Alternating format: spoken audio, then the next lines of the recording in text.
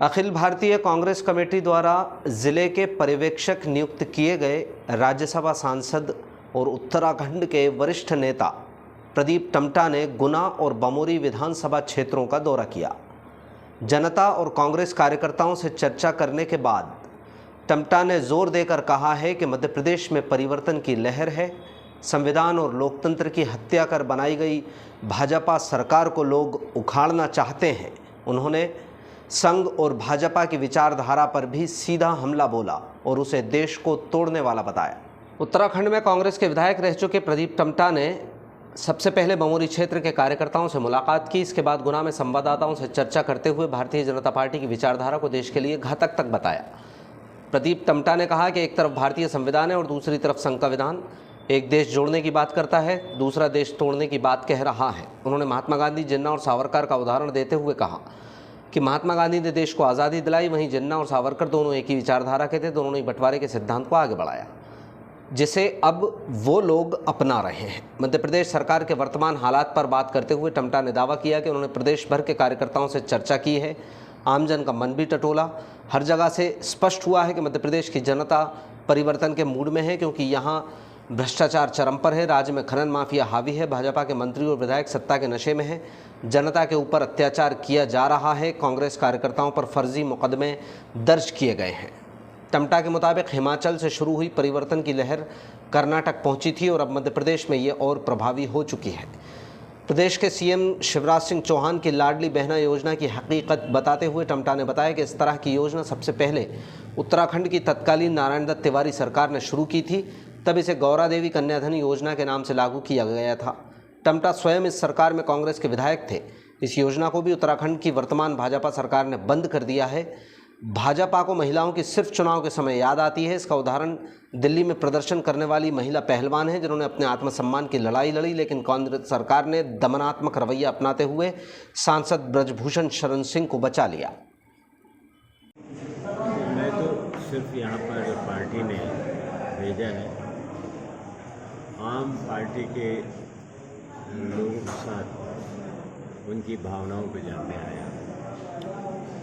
और अभी जो पार्टी के वर्कर से मिलकर बैठक हुई, सबकी एक मंशा है कि हम इस सरकार को जो लोकतंत्र की हत्या करके, लोकतंत्र के साथ विश्वासघात करके जो ये सरकार बनी है, जनता के विश्वास को तोड़ करके बनी है, संविधान के उन तमाम बुनियादी सिद्धांतों की हत्या करके जो सरकार बनी है, उसको हम इस चुनाव में सबक सिखाएंगे। पूरी तरह से राज्य की सरकार विफल हुई है, महंगाई चरम पर है, बेरोजगारी का कोई हल नहीं है। बुंदेलखंड और ये चंबल के क्षेत्र में मैं पिछले 10-15 दिनों से ये दूसरा दौरा है। सबसे ज़्यादा माइग्रेशन इसी क्षेत्र है। न कृषि पर भारत सरकार, राज्य सरकार ने कोई ध्यान दिया है, न यहाँ पर कहीं रोजगार के लिए नए उद्योगों की कोई पहल की। और आप उसके उत्तराखंड सहित पूरे देश में जो भाजपा का चरित्र है वो महिला विरोधी नारा था, बेटी बचाओ बेटी पढ़ाओ, और आज दुनिया ने देख लिया है। सिर्फ मध्य प्रदेश हो, उत्तराखंड, कहीं भी हो, जब बेटियों ने, किसान की बेटियों ने दुनिया में भारत का नाम रोशन किया, तिरंगे को सबने सलाम किया, प्रधानमंत्री ने भी उनको घर में बुलाया। और जब उन्होंने कहा कि हमारी के साथ आपकी ही पार्टी के एक सांसद के द्वारा यौन शोषण किए गए, यौन शोषण का गंभीर अपराध था, आज तक उन तथा कथित उस सांसद के खिलाफ, बहुमती के खिलाफ कोई कार्रवाई नहीं की। लाडली योजना, कोई भी योजना आप पिछले 15-20 सालों से, अगर हमारे 1-1.5 साल के कार्यकाल को छोड़ दें, मध्य प्रदेश की कोई योजना नहीं। जब कमल जान जी ने महिला सम्मान योजना को प्रारंभ किया, तब अचानक ये याद आपको आ गई कि आप, जब आपके पास कुछ नहीं है, हम ये सम्मान देंगे। आखिर 5 सालों 15-20 साल आपका शासन है, दिल्ली से लेकर केंद्र, महिलाओं के आगे बढ़ने के लिए, विकास के लिए कोई योजना या भारत सरकार ने बनाई न राज्य की सरकार ने बनाई है। और युवाओं का, नौजवानों का, महिलाओं का शोषण ही हुआ है, कोई नई स्कीम उनके साथ नहीं।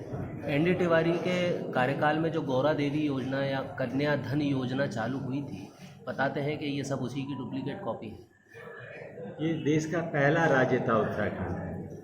मैं तो विधायक था, अपने मुंह से बात कहना भी बड़ा अजीब लगेगा कि उत्तराखंड का पहला राज्य था जहां ये गौरा देवी कन्यादान योजना मेरी ही संस्कृति पर तत्कालीन माननीय मुख्यमंत्री नारायण तिवारी जी ने चलाई। पहले चरण में ये अनुसूचित जाति और जनजाति के लिए प्रारंभ की गई, क्योंकि भारत सरकार की योजना में थी। उसमें 25,000 की राशि थी, बाद में हमारी सरकार ने उसको 50,000 कर दिया था। और दूसरे चरण में समाज के सभी गरीब बेटियों के लिए कन्यादान योजना चलाई गई थी। आज भारतीय जनता पार्टी की प्रदेश सरकार ने उत्तराखंड में योजना को भी खत्म कर दिया। बमोरी आप होकर आए हैं और आप गुना आए हैं, आपने दिन भर में क्या पाया? मैंने यही पाया है कि मध्य प्रदेश की जनता परिवर्तन के रूप में है। इन 3-3.5 सालों में जो वादे भारतीय जनता पार्टी की सरकार ने किए थे, भ्रष्टाचार चरम पर है। इस राज्य के अंदर माफियाओं की, खनन लूटने वालों की बाहर है। जो भाजपा के मंत्री विधायक है, पूरी तरह सत्ता के नशे में जनता की जनसंपत्तियों का हरण कर रहे हैं और इसलिए जनता के ऊपर अत्याचार है। कांग्रेस कार्यकर्ता अगर कहीं पर भी अपना विरोध का धर्म निभा रहा है, उनके ऊपर फर्जी मुकदमे दायर किए जा रहे हैं। तो इन सारी बातों को देखते हुए राज्य की जनता परिवर्तन के मूड में है और मुझे पूरा विश्वास है कि जो संदेश हिमाचल से चल कर के कर्नाटक तक पहुंचा था, अब मध्य प्रदेश भी देश में जाना है कि जनता बदलाव के मूड में है और उस बदलाव को मध्य प्रदेश में और ताकत मिलेगी।